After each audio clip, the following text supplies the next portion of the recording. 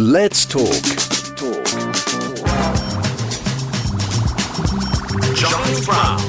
A Taste of Sparta, 1954 to 1959, is the second volume of a memoir by Richard Perceval Graves. It's a look into a world that no longer exists. I'm delighted to say that Richard joins me live on the line now. Richard, good morning to you, sir.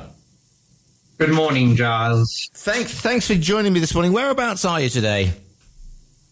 I'm sitting in, if you can look over my shoulder, you can see a typical, utterly, horribly untidy writer's workroom, strewn with books and papers and this, that, and the other.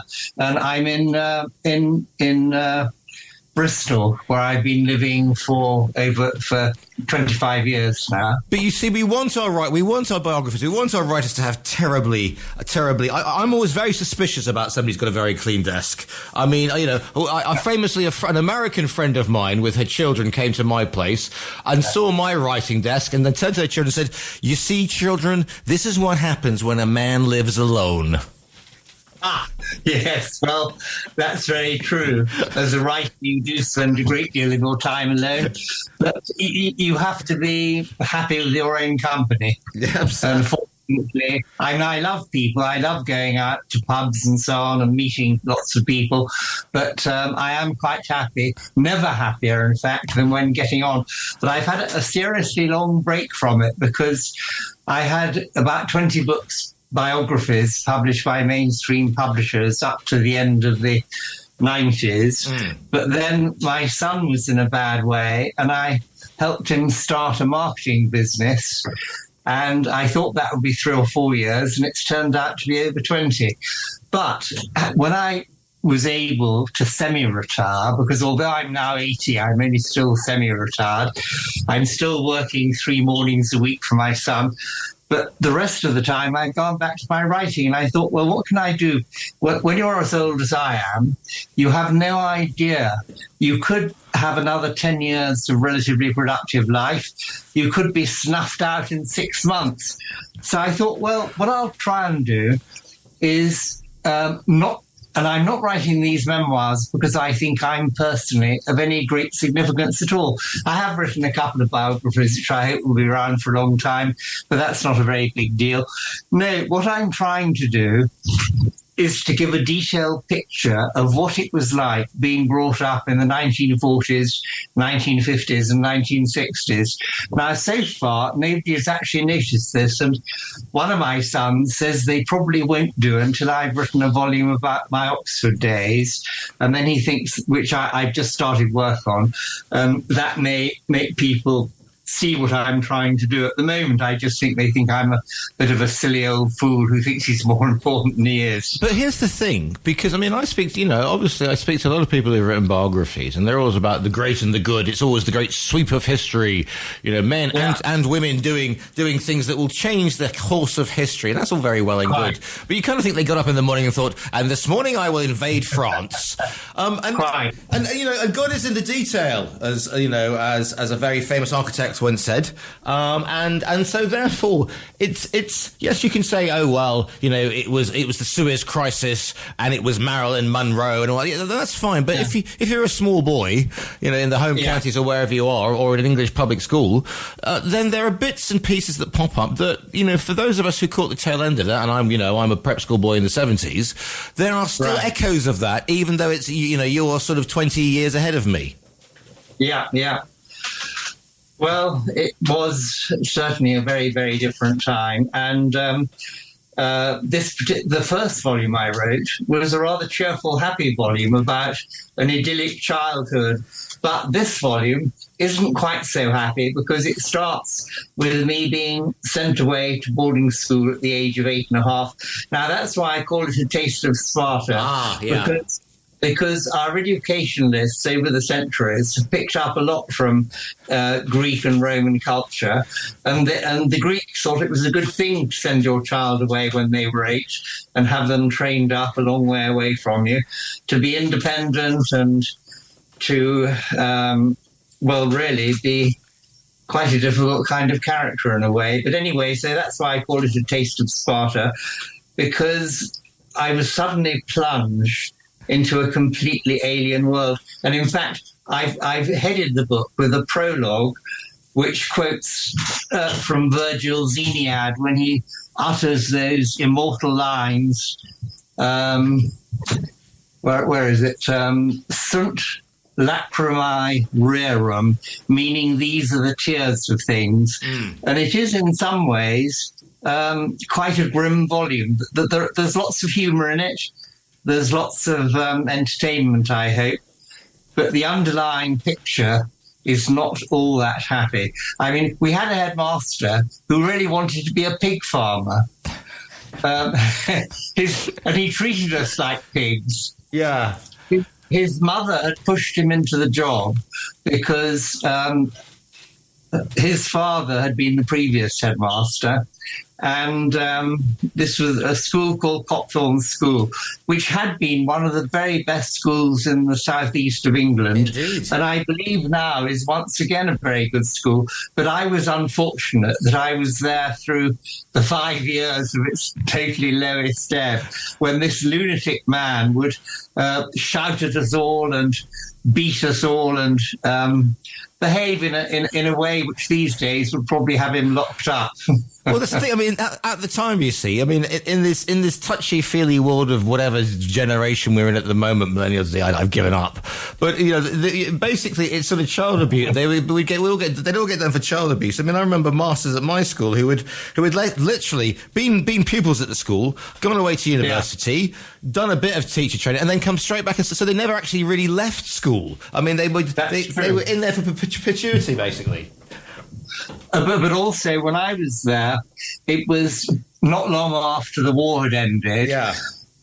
A lot of people whom the war had broken ended up being really unable to do anything much. And so they made for the offices of Gabbitas and Thring in London and signed on to become school teachers.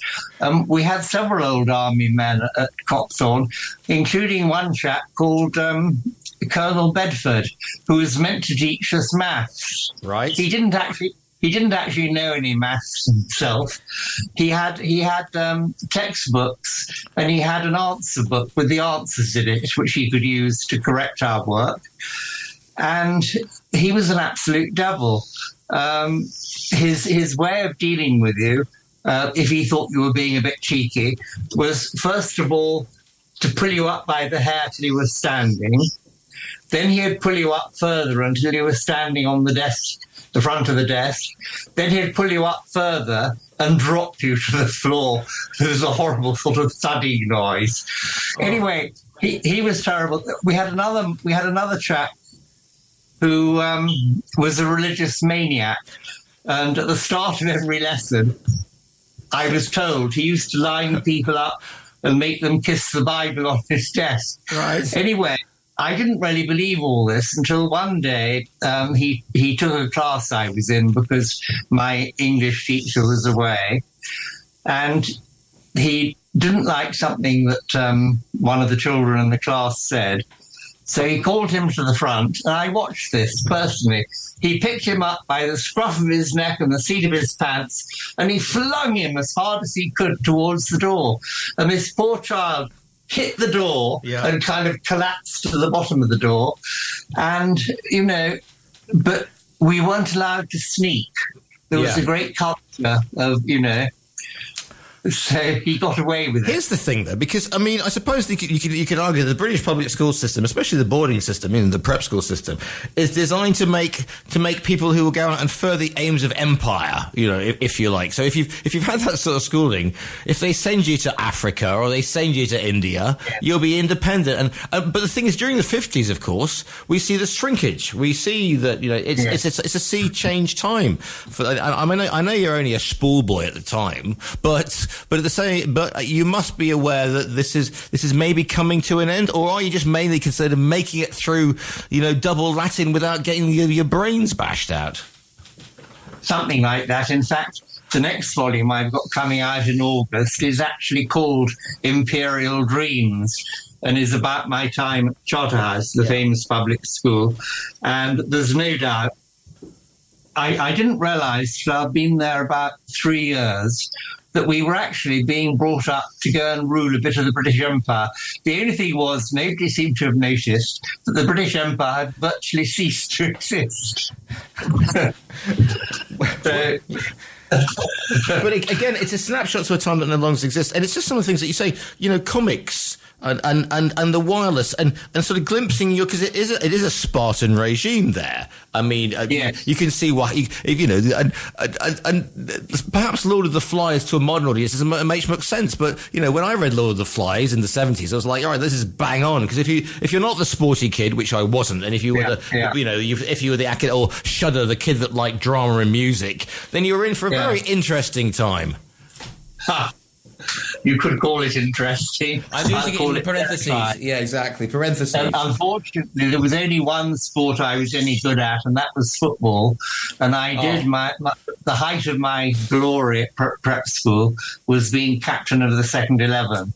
And I did that rather well, I think. But unfortunately, that was only one term in the year. And basically, the boys who helped run the school did so through fear and terror. Yeah. And I was a little weed.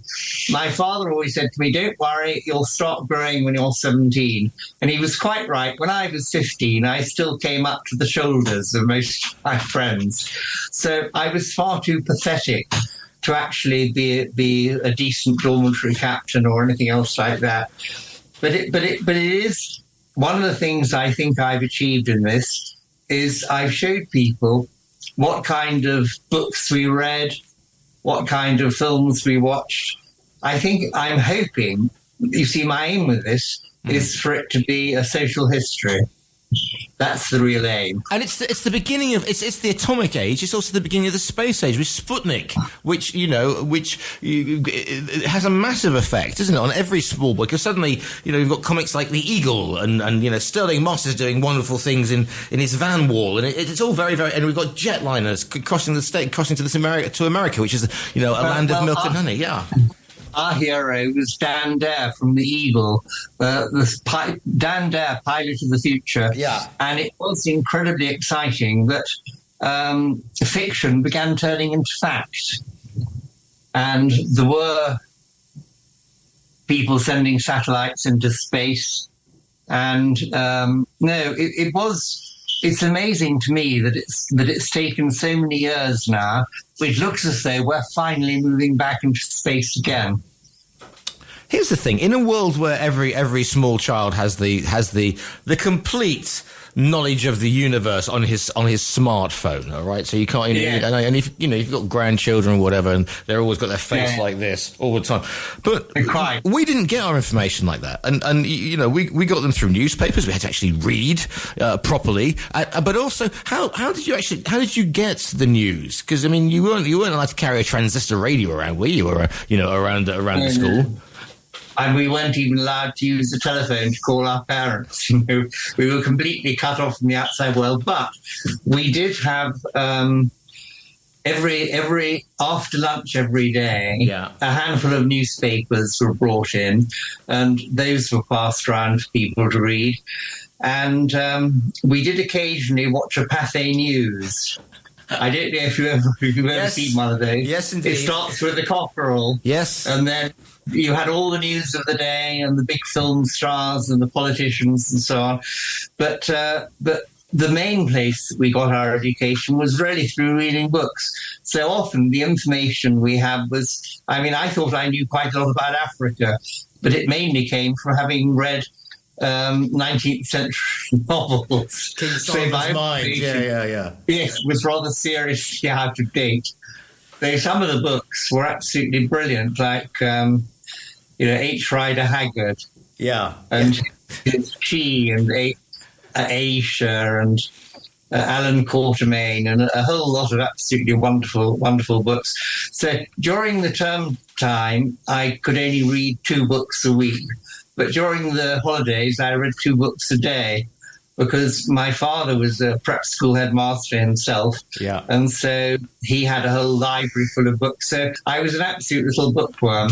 There's nothing wrong with that. I'm just thinking. I mean, if you are in that confined space, holidays, you know, and the 50s. We look back at the 50s now, and it was a time when rationing was kind of finishing. But the summer holidays of the 50s must have been, you know, this long golden period for you. Yes. No, that was the time when one went on seaside holidays and so on. I mean, hardly anybody at that time was travelling abroad. Yeah. A cousin of mine more or less invented the villa holiday. He set up a company called Rent-A-Villa. Right. But almost nobody went abroad. You either went to the seaside or you went to some remote part of the countryside. But holidays were idyllic. And nobody fussed over us all the time. I mean, I can remember, you know, after breakfast, you would set out on your bicycle and not come back till perhaps 7 o'clock in the evening. And nobody worried about you. They all thought you were quite all right. These days, and I was actually put on a train once to travel to another family member on my own at the age of about 5.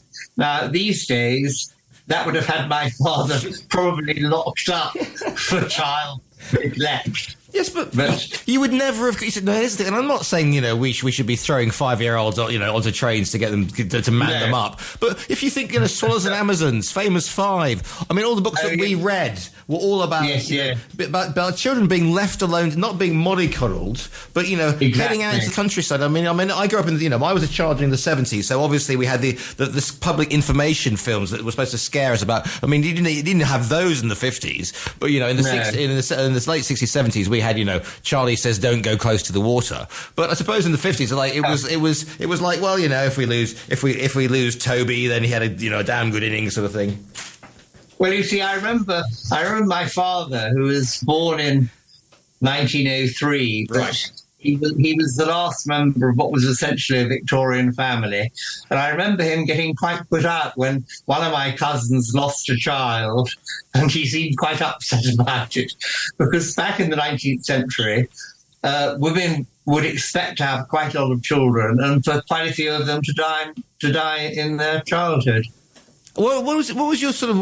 I mean, I know you're only a child, but I'm just thinking about the politics of the time. You know, Macmillan and Eden, and again, you know, Suez Crisis '56, where, you know, Britain gets, you know, basically that's the final hurrah or the sort of the sobering up point for empire, isn't it? Really?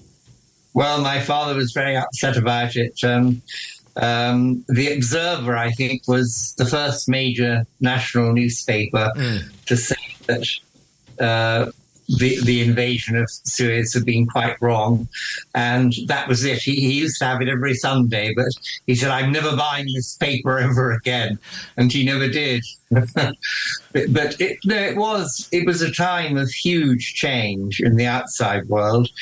Macmillan, of course, was one of the last people who built a good number of houses. So that was something to be said for him. Anthony... Yes, sorry. Go on. No, please, you were talking. Well, I was just saying that Anthony Eden, unfortunately, I think he should have gone on at Suez until we actually controlled it all, and should only then have talked to the Americans. But that was really the end of our